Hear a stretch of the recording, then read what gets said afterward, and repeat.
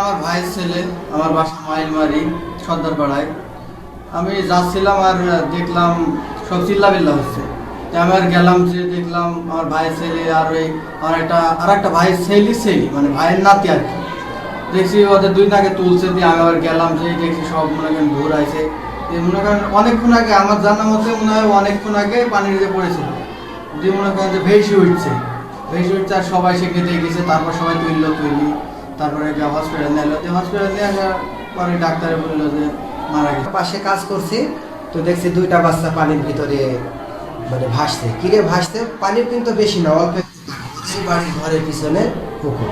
পরে আমরা অনেকবার ঘুরাইছি, অনেক চেষ্টা করছি, কিন্তু কোনো মতে কোনো কিছু হয়নি। পরে আমরা এখানে নেসছি, নেশার পরে গেছি দুজনে মারা গেছে।